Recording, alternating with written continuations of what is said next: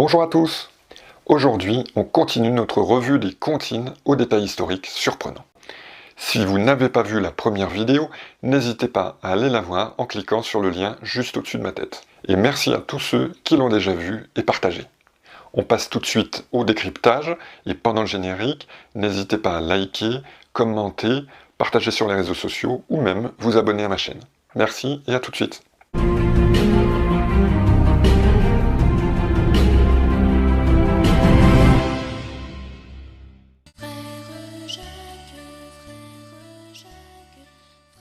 Dans la comptine de Frère Jacques, on chante pour demander au moine Jacques de sonner les matines. Mais que sont les matines exactement? Il s'agit en fait du premier office religieux de la liturgie des heures dans l'Église catholique. Dans les monastères, on compte 8 offices religieux avec des lectures et des prières spécifiques à chacun d'eux. On a d'abord les vigiles ou matines, entre minuit et le lever du jour, les laudes ensuite, à l'aube, la prime, première heure après le levant, c'est-à-dire après le lever du soleil, la tierce, troisième heure après le levant, c'est-à-dire à 9 heures ou avant la grande messe, sexte, la sixième heure après le levant, à midi environ, nonne, neuvième heure après le levant, à 15 heures, les vêpres, l'après-midi ou en début de soirée, vers 17 heures, et les complis, le soir, avant ou après le coucher du soleil.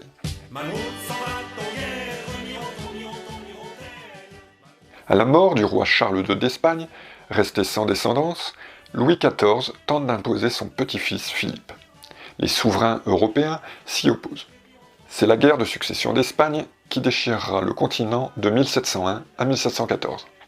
Le commandant en chef des forces alliées contre la France n'est autre que John Churchill, premier comte de Marlborough et par ailleurs ancêtre de Winston Churchill, Premier ministre de George VI puis d'Élisabeth II entre 1951 et 1955.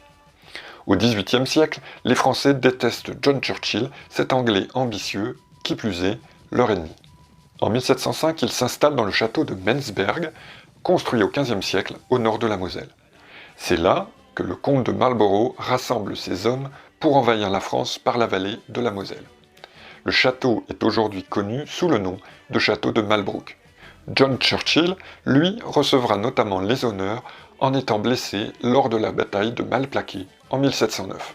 Pour railler ce fervent partisan d'une guerre qui n'en finit pas, les Français vont inventer cette chanson « Malbrook s'en va en guerre ».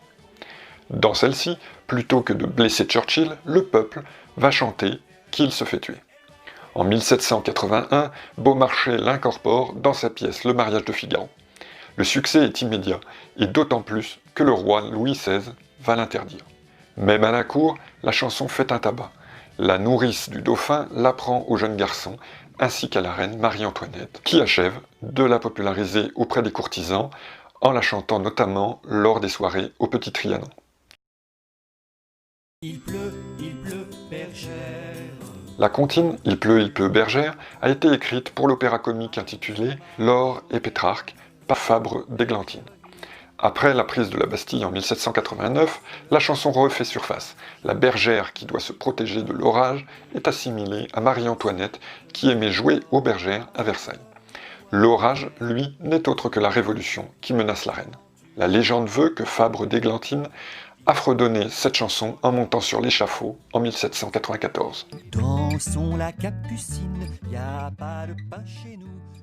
Là encore, dans cette chanson datant de la Révolution, on y parle d'une voisine qui a du pain, du vin et du feu, contrairement au peuple, mais chez qui on pleure. Il s'agit en fait, encore une fois, d'une satire de Marie-Antoinette.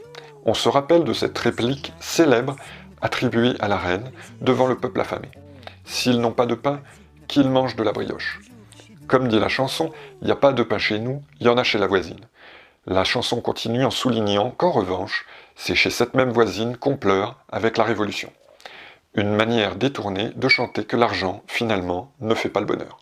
Nous n'irons plus au bois, les lauriers sont coupés, Nous sommes en 1753. Louis XV vient d'offrir à sa favorite, Madame de Pompadour, l'hôtel d'Évreux, qui deviendra plus tard le palais de l'Élysée. À cette occasion, et pour célébrer Noël, la Pompadour va créer cette ronde pour les enfants du village voisin. Mais au travers de cette chanson enfantine, sa créatrice, femme d'esprit presque autant que de petites vertus, va en faire un pamphlet contre l'interdiction des maisons de prostitution durant le règne de Louis XIV, plusieurs années auparavant. En effet, à l'époque, Louis XIV, sous l'influence de Madame de Maintenon et face à une épidémie de maladies vénériennes sans précédent, signe en 1684 une ordonnance qui instaure le délit de prostitution.